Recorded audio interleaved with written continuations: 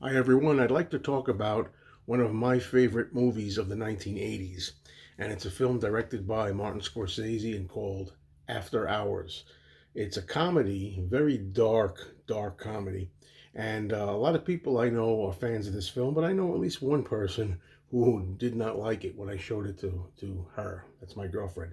But I have a little bit of a story to tell about this movie. It came out in 1985. I was in my early 20s, kind of close, I guess, in age to the lead character played here by Griffin Dunn. And during that particular time of my life, I was having some I don't know, health problems, and I was kind of lost. I was kind of going from doctor to doctor trying to find out what was wrong. Nobody could really nail what it was, and that in itself was creating a great deal of stress and anxiety and panic and stuff like that, and depression. Because you're going around and you don't know exactly what's wrong, and no one can help you. And I was feeling like a kind of a lost soul. And it was on one of those days where I was kind of at my worst that I actually wandered into a matinee in the movie theater in the daytime, and I saw this movie, and I felt a lot like the lead character. Everything's going crazy around me and around him in the film, and it really worked for me. And I've watched it a few times over the past 35 plus years since it came out. Hard to believe how fast time goes. Now, the reason I'm making this video is because last night I actually had the urge to watch this. I don't know why, I don't know how, but for whatever reason, I had the urge to watch it, and I had the urge to watch it after midnight. Now, if anybody who knows me, I talk about this from time to time. I had a hard day's work yesterday, was very tired, and usually I'll fall asleep. It's impossible for me to get through a movie a lot of times, especially on work nights. But for whatever reason, I had the urge to watch this, and I stayed awake for the whole thing. And I fully recommend watching this movie at the time that I did, after midnight in the wee morning hours if you can, because that's when it takes place. The action starts really around 11:30 p.m. and around the midnight mark, and goes into the dawn the next morning.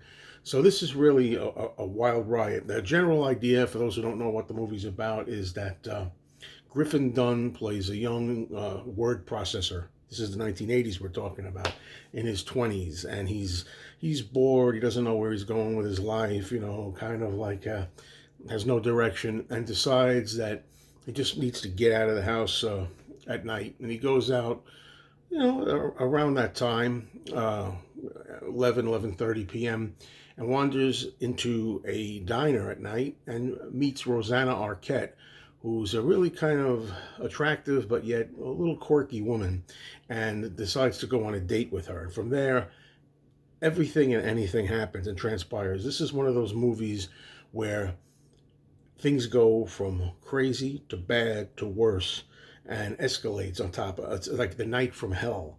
And a lot of comedy happens, a lot of dark humor. I like that this film takes place actually in New York City. Among the way, you have very small cameo appearances by Cheech and Chong there, very small. They don't take up most of the film, but you have the most eccentric, quirky, and downright crazy people that this young Griffin Dunn runs into as the night transpires. And he winds up losing what little money he had for a cab ride, because he had just a $20 bill on him, and that blew out the window of the cab during the ride. And he cannot get home. He goes from his uptown apartment all the way downtown into Soho, and he can't get home because one thing leads to another. And remember, this is the days when you didn't have cell phones, you didn't have smartphones. I don't know if there were ATM machines even.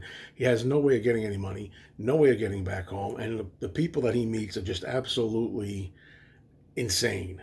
And among them, we have people playing roles like, Catherine O'Hara. I think that she was on Second City TV. She really is a delight in this movie. She's really crazy. Also, we have Linda Fiorentino. I remember around this point she was kind of popular. And let's see, who else do we have here? I mentioned Rosanna Arquette. There were a lot of interesting characters that come and go Terry Garr. Everybody knows Terry Garr. She plays a kind of 60s throwback waitress with a beehive hairdo that Griffin Dunn kind of meets along the way. I don't want to give too much of it away, but the bottom line is this is just a really fun film for me. And again, it's dark. It's not for everybody. Scorsese perfectly captures the feeling, the grit, and the ugly side, if you will, of nightlife in the city. And the film has a real personality. You know what I mean? It has the personality, the stamp of New York all over it. And as I say, I wouldn't recommend it to just anybody, but give this a try. You know, if I was going to rate this on a scale of 4 stars, I would rate it 3.5 out of 4. I like it that much. Okay. Yeah. Even some good music in here too. A couple of good oldie songs in here. Yeah. Happy to recommend After Hours, folks. Thank you. Take care.